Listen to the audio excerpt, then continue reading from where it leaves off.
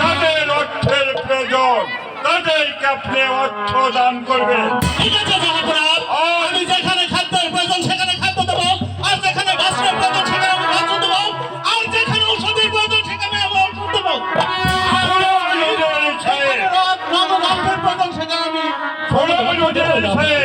আপনি এখন ওই বাড়ির চলে যাবে, সেখানে গিয়ে গরিব প্রজাদের বুঝায়ে সুঝায়ে আপনি বলবেন তারা যেন কর্তা দিয়ে দেয়।